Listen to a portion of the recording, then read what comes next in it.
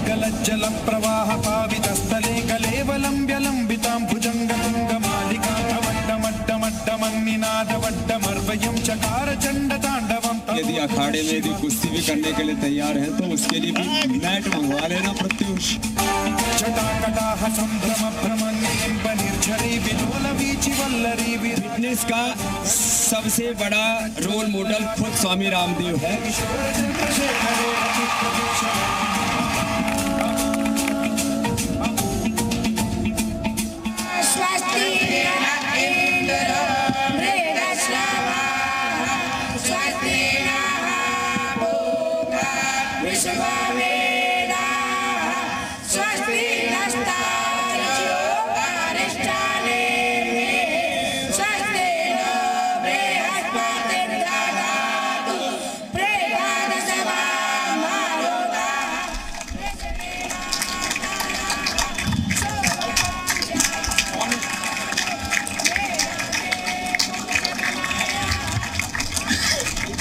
नमस्कार, महामंच में आप सभी का बहुत बहुत स्वागत है। आपके साथ मैं हूं प्रत्युष खरे और हमारे साथ आज जो शख्सियत है मुझे नहीं लगता कि उनके बारे में कुछ बताने की जरूरत है। हमारे साथ हैं बाबा रामदेव जी। जोरदार तालियों के साथ बाबा रामदेव का स्वागत कीजिए। बाबा रामदेव यूं तो अपने योग, अपने आयुर्वेद और अपने फिटनेस को लेकर काफी सुर्खियों में रहते हैं, या कहें कि सबसे ज्यादा डिमांड में रहते हैं। आज चूंकि यहाँ पर जो अखाड़ा लगा है यह है बाबा रामदेव का अखाड़ा।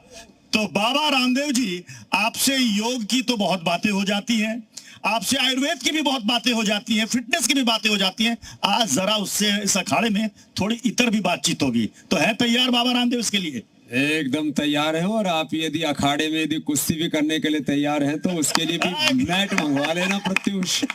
मालिश भी मैं करवा दूंगा, हड्डियां टूट जाएंगी तो कोई दिक्कत नहीं। नहीं, उसमें तो मैं बाबा रामदेव आपके सामने पहले ही हार मान लूंगा। आपसे कोई मुकाबला कर ही नहीं सकता। चलिए, अभी चूंकि महाकुंभ चल रहा है बाबा, अभी इस समय महाकुंभ में कई सारे बयान भी सामने आ रहे हैं और एक बयान सामने आया है जिसमें यह कहा जा रहा है कि ये महाकुंभ ये तो वक्फ की जमीन पर हो रहा है, ये तो मुसलमानों की जमीन पर हो रहा है। पहले हम आपको वो बयान सुना देते हैं, उसके बाद आपसे सवाल लेंगे। प्लीज प्ले कीजिए। अखाड़ा परिषद की हाँ में हाँ मिलाते हुए नागा सन्यासी ने भी उनकी तायद की कि किसी गैर सनातनी को यहाँ नहीं आने दिया जाएगा। मगर देखिए कि हमारी जमीन पर वो जो सरजमीन है वो सरजमीन हमारी है, यानी सरताज नाम के एक मुसलमान की है। और हमने बड़ा दिल दिखाते हुए हमने कभी इस बात की आपत्ति नहीं की कि हमारी जमीन पर आप जो है अखाड़े नहीं लगा सकते। बाबा रामदेव, यानी ये महाकुंभ वक्त की जमीन पर हो रहा है, वो कह रहे हैं कर लीजिए, हमारी जमीन है। दरअसल इन लोगों का जमीर नहीं रहा है। ये जमीन तो युगों युगों से हमारे पूर्वज सनातनी हिंदुओं की ही है।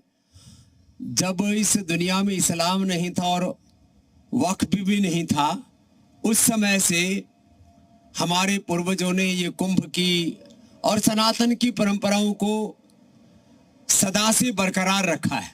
अब ऐसे में ये वक्फ वालों ने भी वक्त पर जो ठीक बात कहनी चाहिए थी, करनी चाहिए थी, वो भी नहीं किया।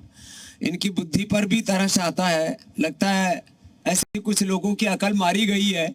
वो थोड़ी देर में हो सकता है जी मीडिया के इस स्टूडियो को भी कह देंगे कि ये भी हमारा ही है, पतंजलि भी हमारा ही है, भारत का पार्लियामेंट भी हमारा है, राष्ट्रपति भवन भी हमारा है। पार्लियामेंट तो पहले कह दिया कि तो ये बातें विवेकपूर्ण नहीं है।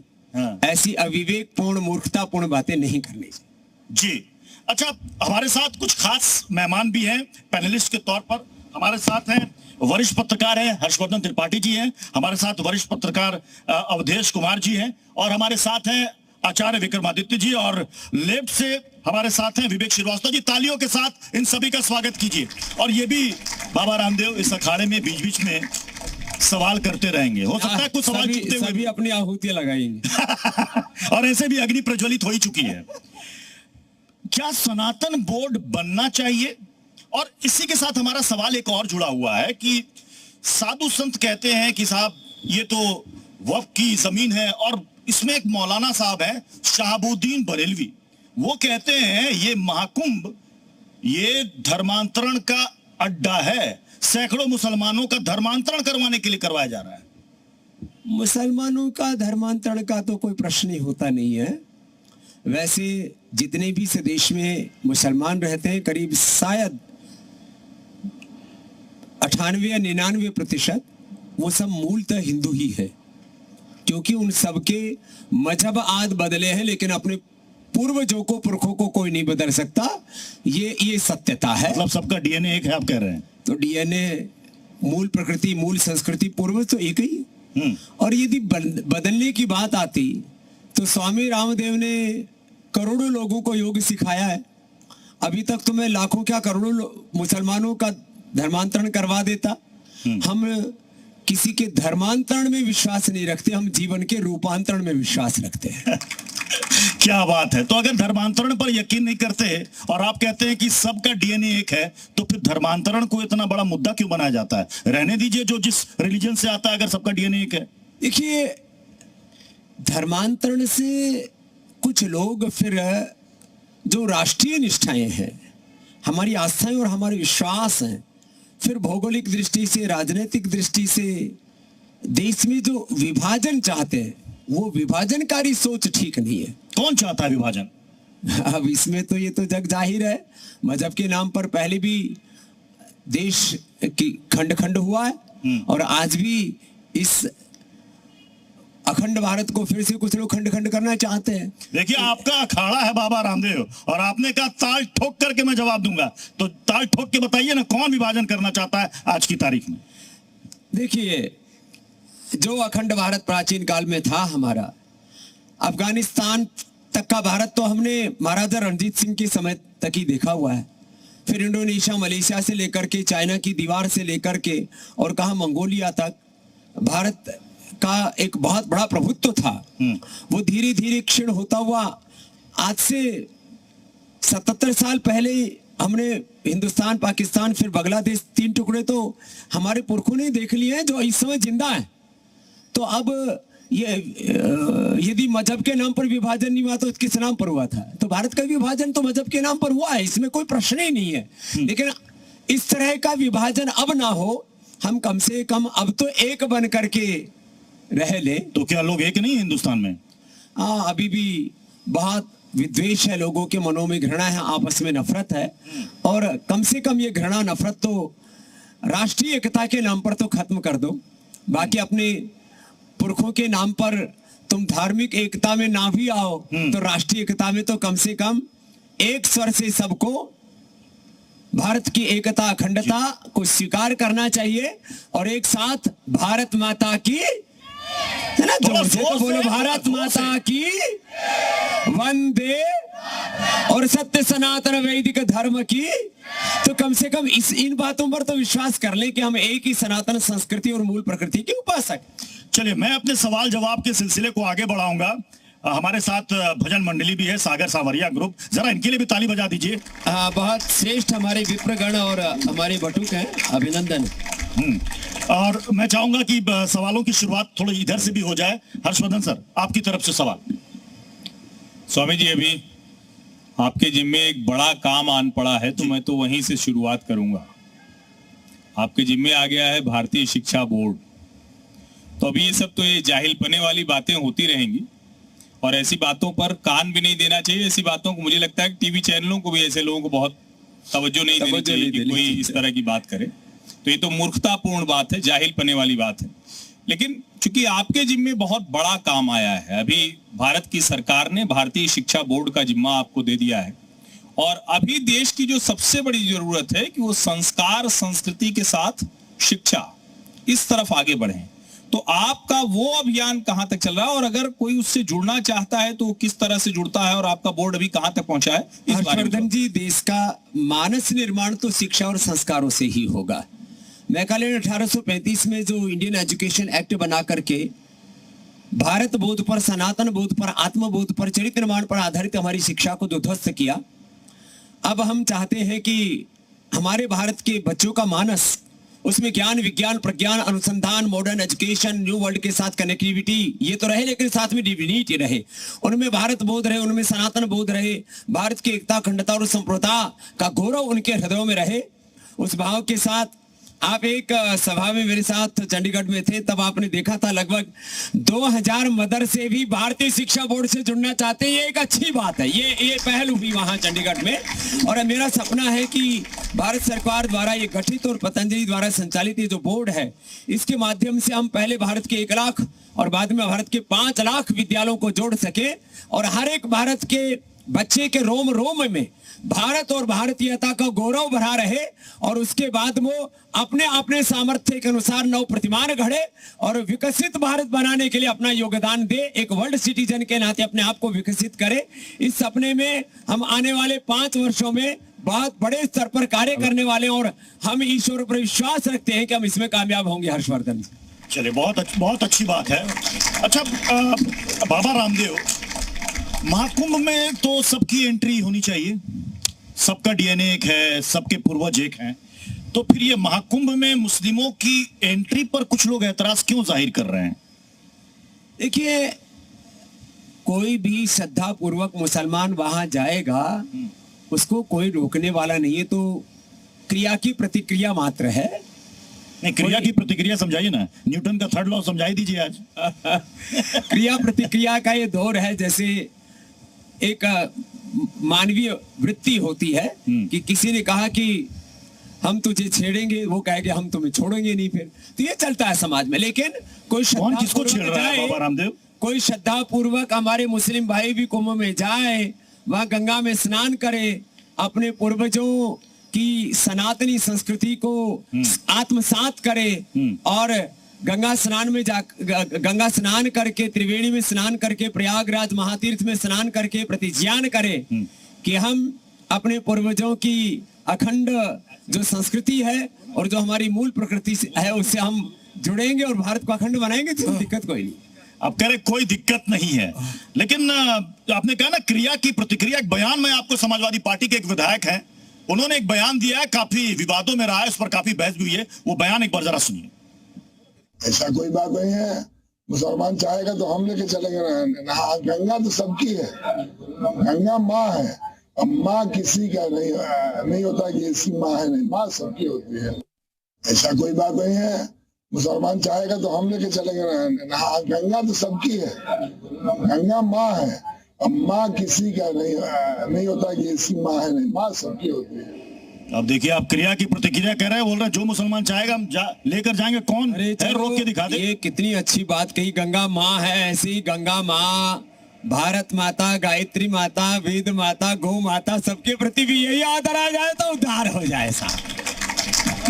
यही आ जाए। अच्छा, तो फिर एतराज क्यों है साधु संतों? क्यों कहा गया कि मुसलमानों की एंट्री नहीं होनी चाहिए वहां पर? बस मैंने बोला नहीं, ये क्रिया की प्रतिक्रिया भर है, बाकी वो अपनी मूल संस्कृति में, अपने मूल धर्म में वापस लौटे, उनका स्वागत है।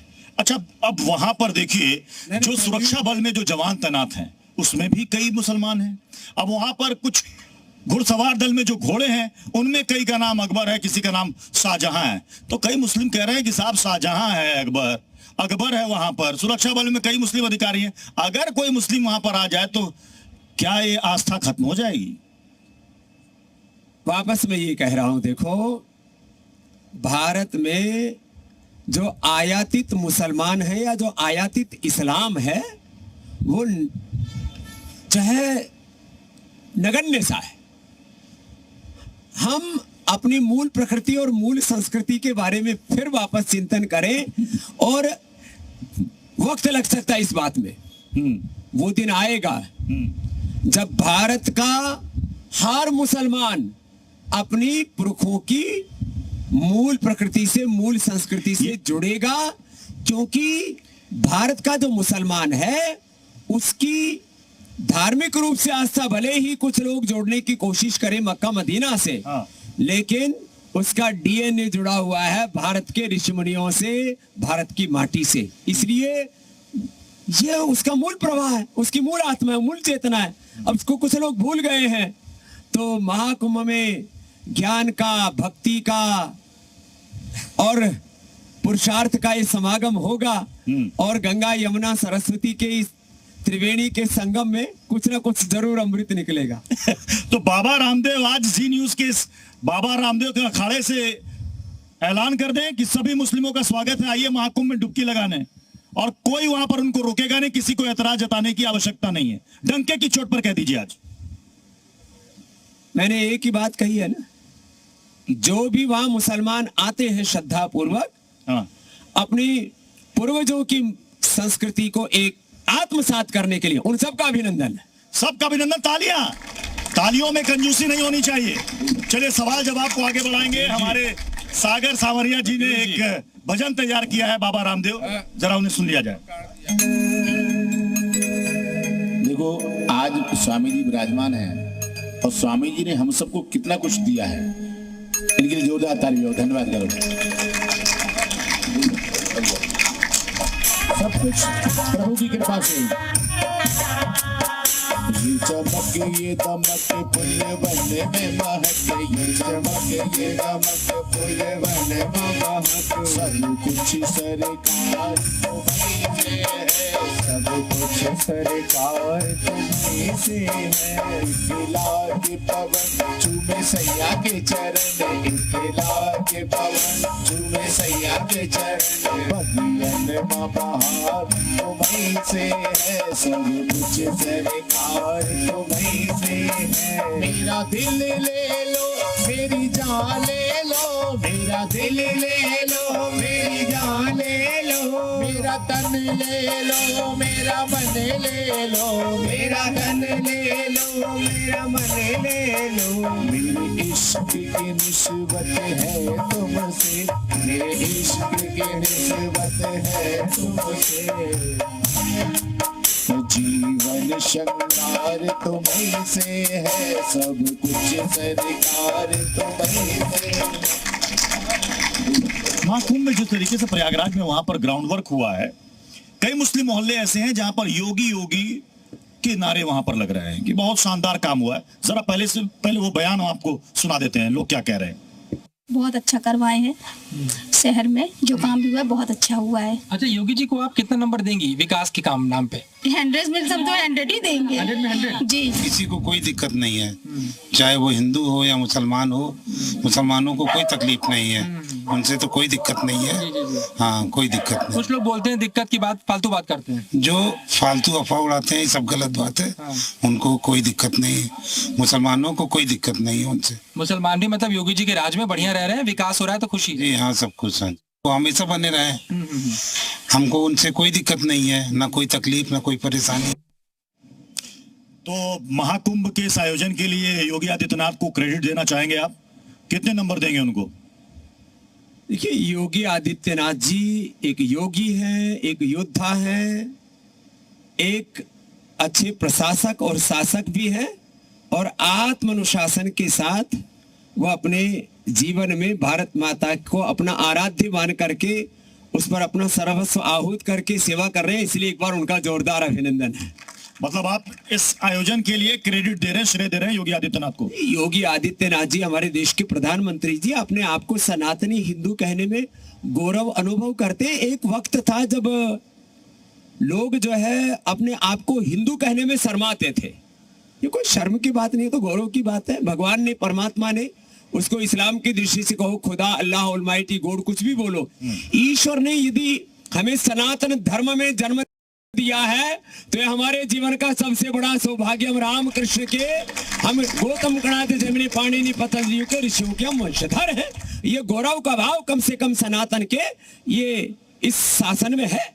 लेकिन अखिलेश यादव कह रहे हैं कि ये महाकुंभ को बीजेपी वालों ने पॉलिटिकल इवेंट बनाकर रख दिया है। सबसे बढ़िया और शानदार वर्ल्ड क्लास कुंभ का आयोजन 2013 में हमारे काल में हुआ था। उनका बयान आपको सुनाते हैं।